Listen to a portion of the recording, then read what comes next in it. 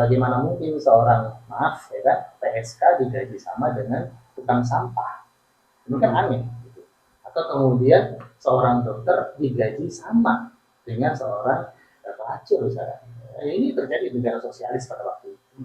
Jadi ini bukan keadilan namanya.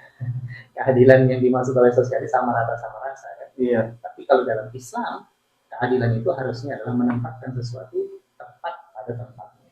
Tepat pada tempatnya. Nah ini banyak sekali lah perbedaan-perbedaan diametral. Ya. Kalau kita lihat bahwa usaha jalan tengah mengkompromikan sekulerisme, sosialisme, dan Islam itu mustahil terjadi. Karena yang namanya ideologi itu pasti punya imunitas. Ideologi itu nggak akan mau dicampur dengan ideologi yang lain. Jadi sosialisme itu nggak akan bisa kawanan dengan kapitalisme. Kapitalisme juga nggak bisa kawanan dengan sosialisme. Begitu juga dengan Islam. Alergi ya, karena punya imunitas. Berarti ide sosialis ini termasuk berbahaya Pak Ustaz? Ya, untuk mengetahui bahwa sosialisme komunis ini berbahaya. Assalamualaikum warahmatullahi wabarakatuh. Waalaikumsalam. Alhamdulillahirabbil alamin wassalatu wassalamu ala asrofil anbiya'i wal mursalin wa ala alihi washabbihi wa man tabi'ahum bi ihsan ila yaumil. Baik sahabat ruang Sakopa dimanapun Anda berada, hari ini sedikit kita akan bincang-bincang ideologis, dan kali ini saya tidak sendiri. Saya hari ini ditemani oleh narasumber kita yang lumayan untuk membongkar satu ide yang saat ini sedang tren di kalangan para remaja, yang mungkin juga digandrungi pada saat ini. Yang tentu saja bersama narasumber kita dan bersama rekan saya juga, selamat juga Bang Adi. Kabar Ustaz? Sehat? Alhamdulillah sehat. Kegiatan apa sekarang? Masih mengajar. Ya, alhamdulillah. Ngajar di mana loh? Mengajar di pondok pesantren, alhamdulillah, di pondok pesantren Al-Izzah dan juga pondok pesantren As-Sarofi. Al-Izzah dan As-Sarofi. Di mana tempatnya Ustaz? Ya, tempatnya ini di Kecamatan Tanjung Rawa, satu di Desa Bandar Labuhan, satu lagi itu di Desa Undian. Undian itu sebenarnya desa yang dulu ya. Hilir ya. Tapi masih dekat apa? Masih satu area saja. Ini malam ini tema kita agak sedikit menarik nih Ustaz. Yang mungkin yang dulu pernah ada, sekarang timbul kembali. Ya. Temanya kali ini adalah sosialisme dan komunisme bukan jalan perubahan bagi umat. Nah, yang kita tahu ini sosialisme itu kalau bahasa kerennya itu kan termasuk aliran kiri Ustaz. Banyak aliran kiri, aliran kanan, aliran tengah, ini aliran kirinya nih. Kalau boleh tahu nih Ustaz, sejarahnya komunisme itu lahir itu seperti apa Ustaz? Sejarah internasional dan mulai masuknya ke Indonesia itu kapan dan siapa membawa Ustaz? Ya, Bismillahirrahmanirrahim. Memang kalau kita berbicara tentang sosialisme dan komunisme ini memang adalah pandangan cara hidup dan filsafat yang itu dulu berkembang dalam perjalanan panjang sejarah Eropa.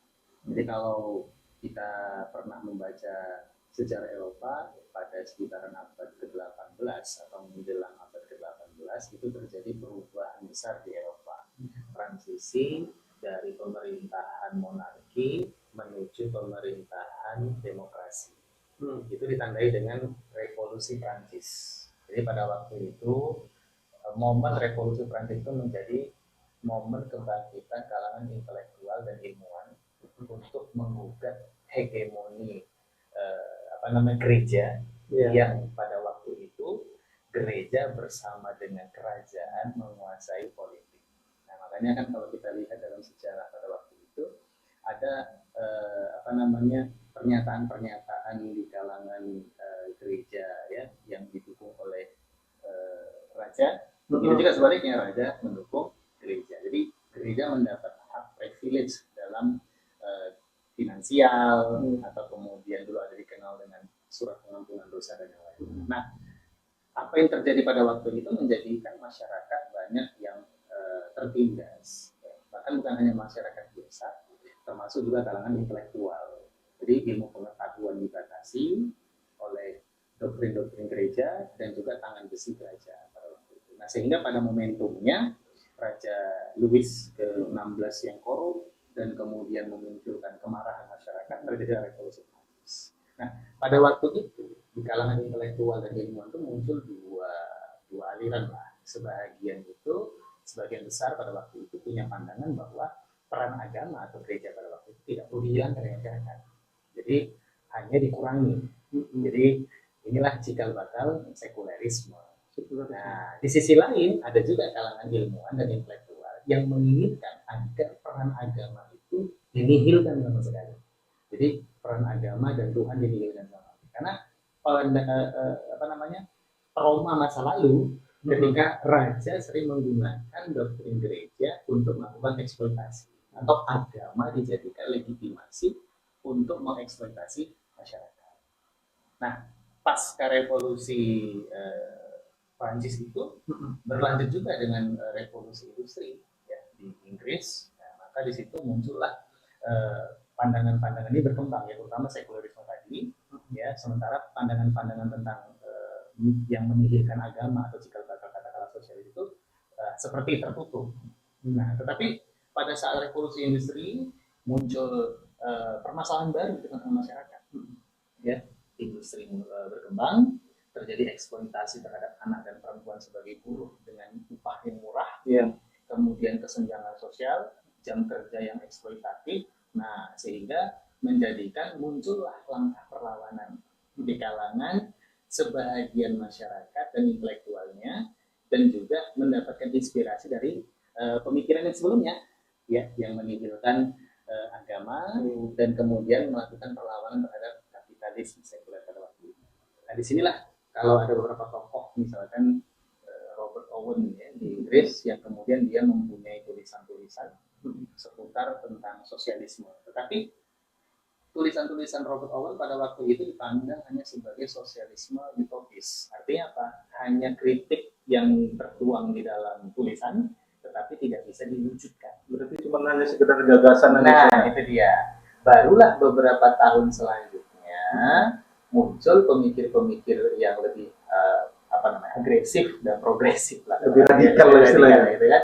Seperti Karl Marx, Hegel, kemudian Friedrich Engels ya. Kemudian mereka merumuskan konsep sosialisme yang disebut dengan sosialisme ilmiah.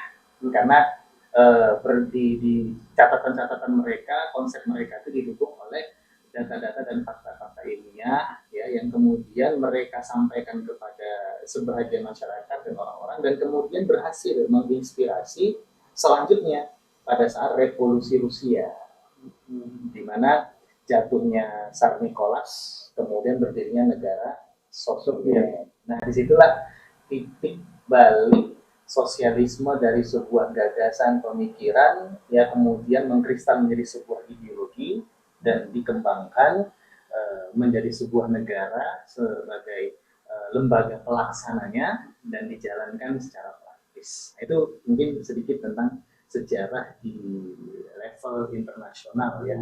Berarti awal mulanya itu mulai dari revolusi Prancis, zamannya Napoleon Bonaparte itu kan?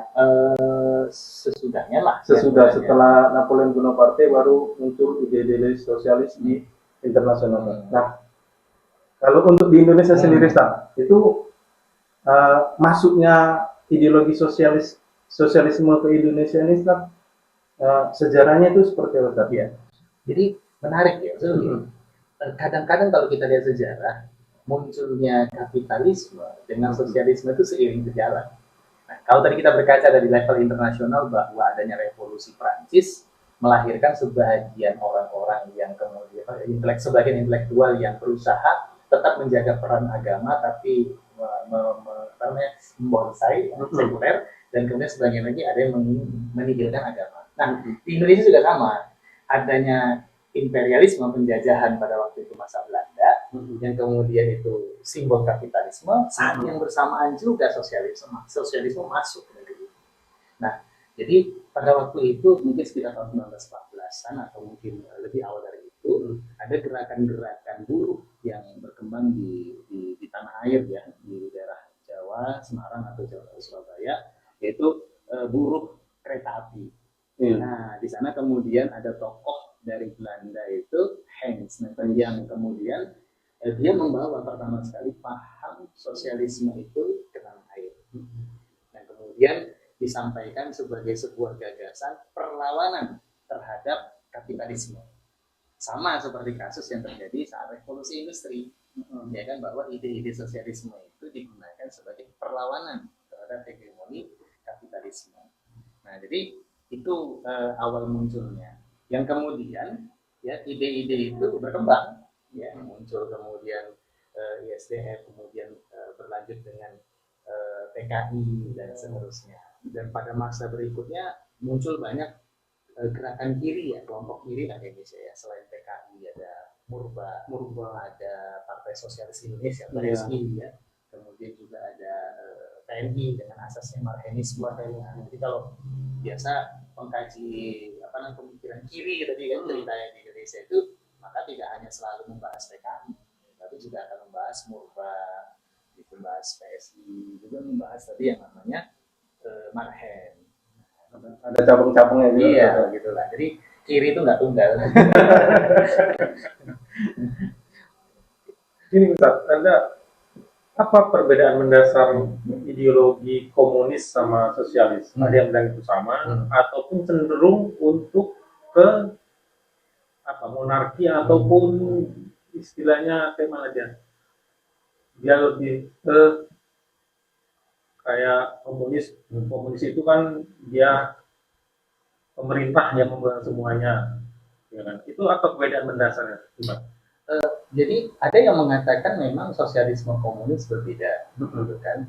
Bahwa sosialisme idenya kemudian berkembang sampai kemudian disempurnakan oleh Marx, kemudian oleh Lenin, kan?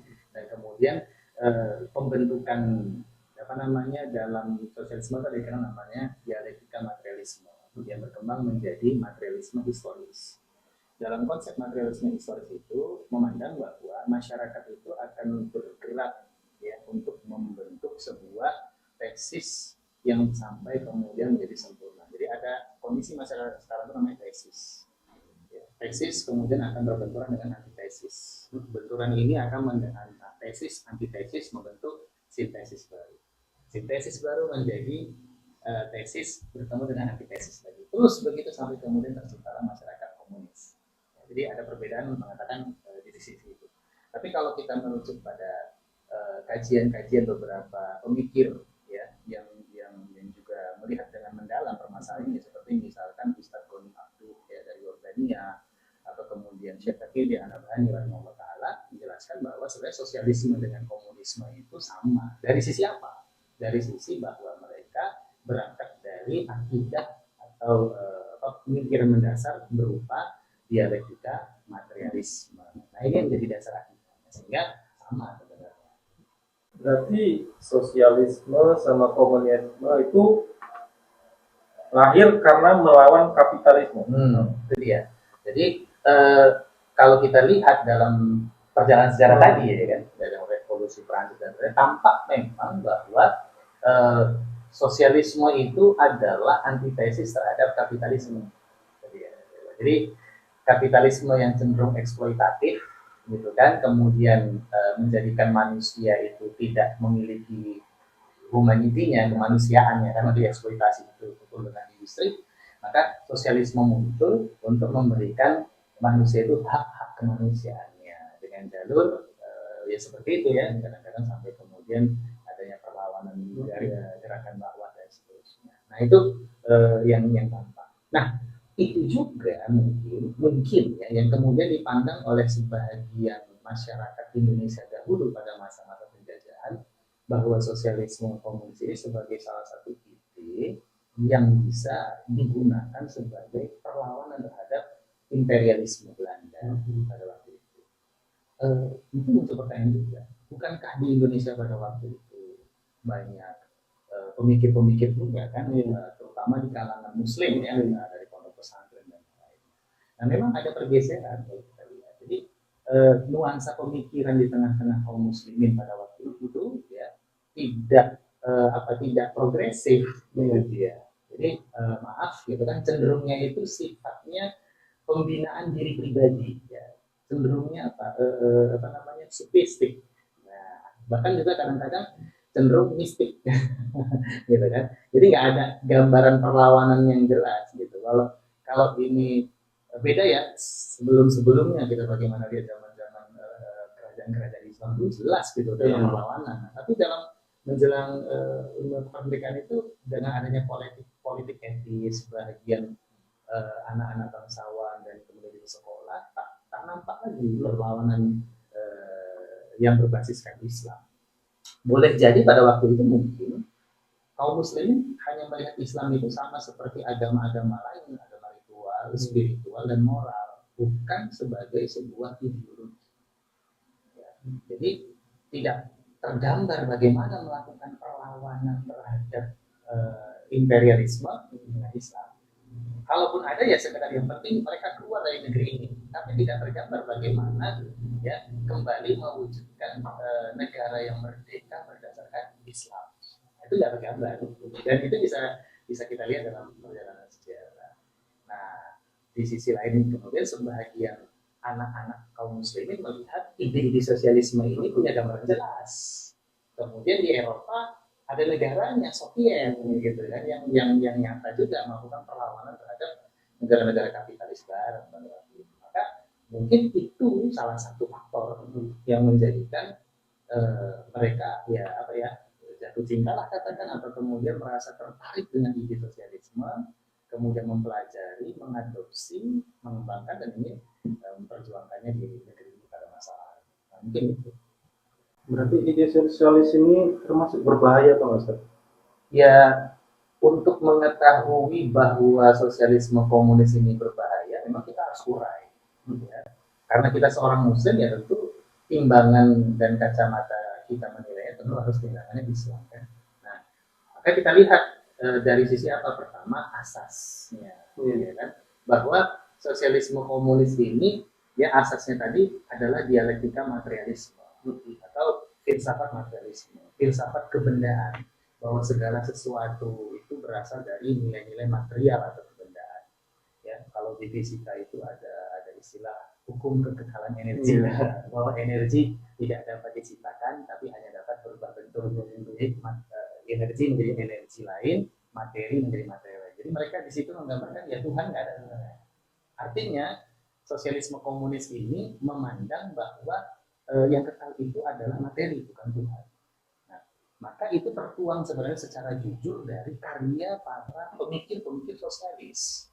Bagaimana misalkan Karl Marx menilai agama misalkan itu sebagai cangkru, ya kan?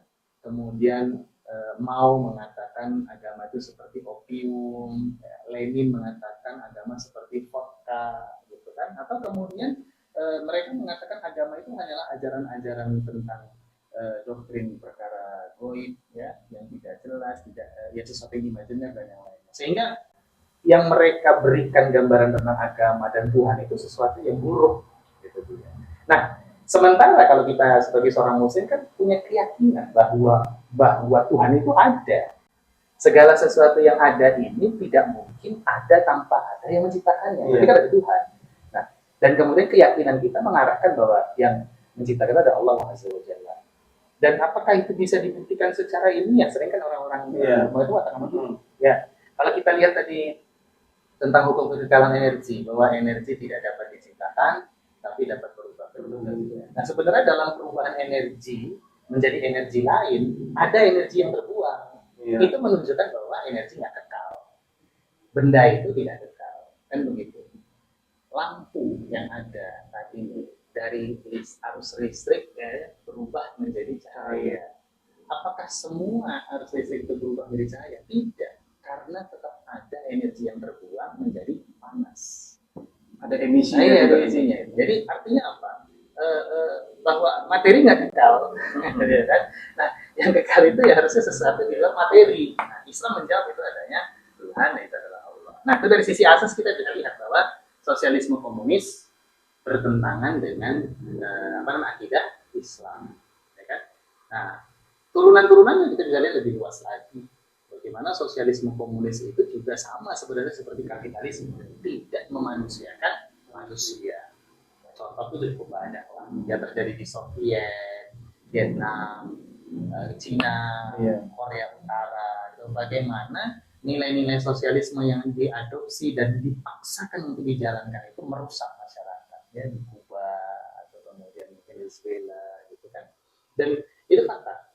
Kalau ada orang yang berkata, tapi sekarang negara itu menjadi negara yang maju di segala macam. Nah, mereka mungkin lupa bahwa pasca perang dingin runtuhnya Soviet merubah cara pandang sosialis komunis. Ya. Jadi bagaimana Kurcek kita pada waktu itu ya merubah cara pandangnya, tidak lagi mengikuti doktrin-doktrin Lenin, Stalin dan seterusnya. Jadi sosialisme komunisme itu melunak.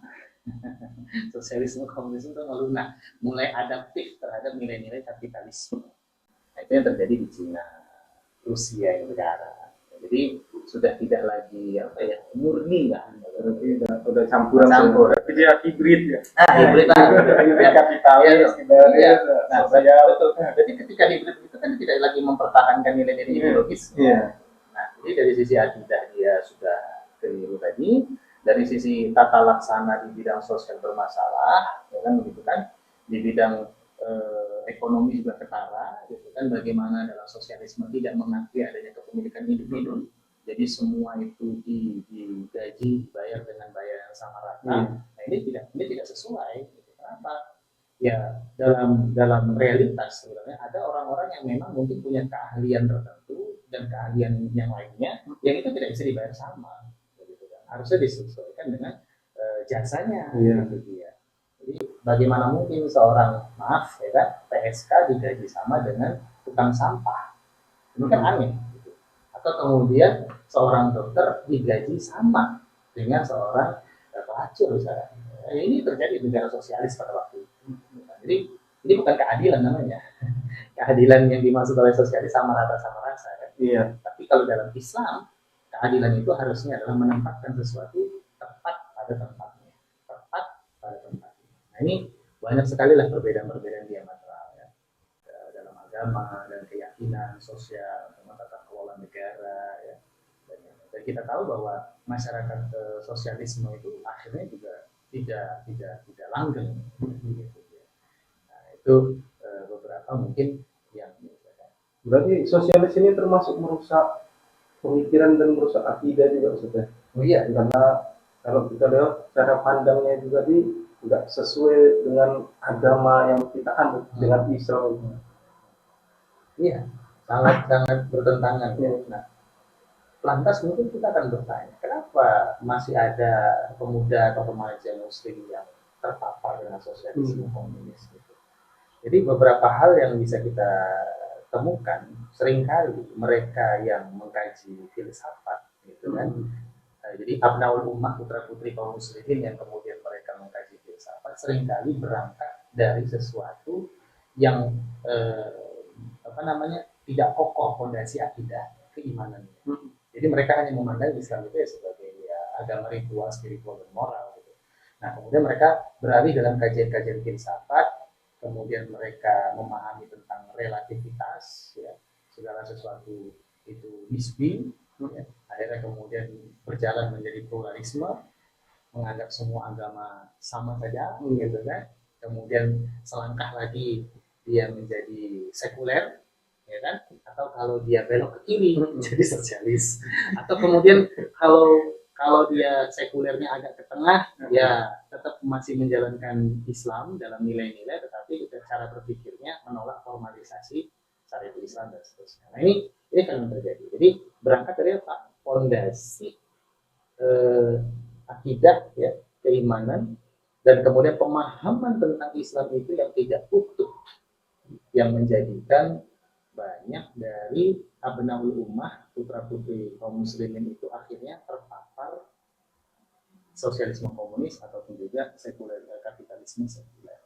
Nah, makanya di sini penting sebenarnya menghadirkan kembali pemikiran-pemikiran Islam yang ideologis, ya, untuk menggambarkan kepada putra putri kaum muslimin bahwa Islam itu bukan sekedar ajaran ritual, spiritual dan moral, tapi adalah ideologi.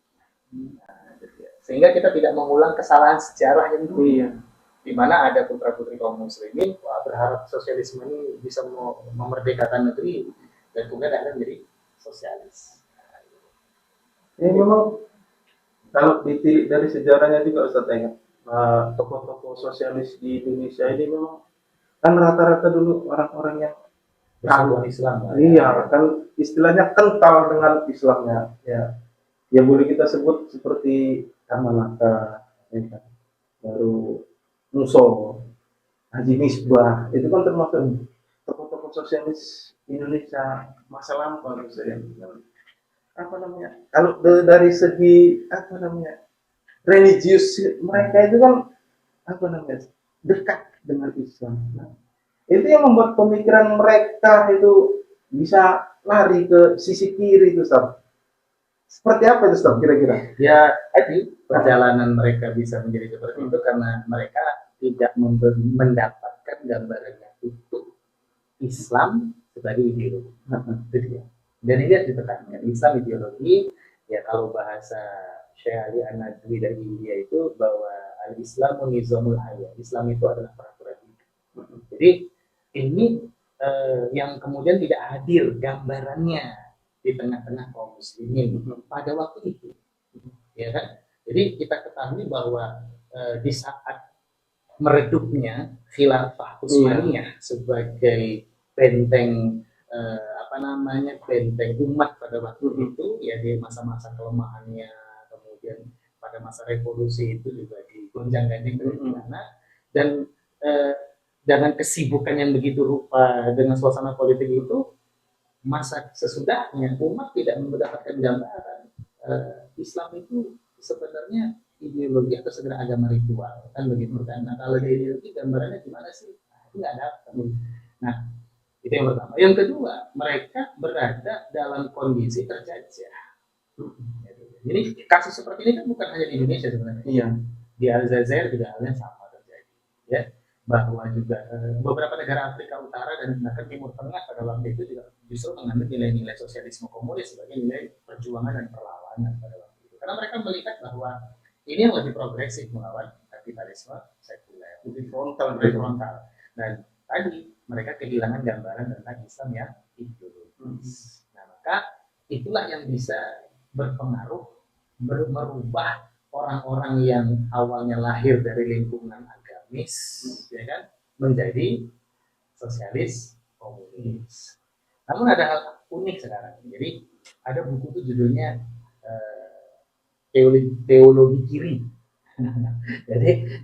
jadi gambaran buku itu menggambarkan bagaimana ada kekosongan sebenarnya di kalangan orang-orang penganut ide-ide sosialisme komunis. Jadi di satu sisi dia melihat karena nggak dapat gambaran Islam sebagai sebuah ideologi, dia meyakini, mengambil, mengadopsi nilai-nilai sosialisme, tapi secara fitrah manusia dia Tuhan, maka kemudian dia menjadi apa? Sosialisme yang religius atau kiri yang beragama, kiri tengah gitu.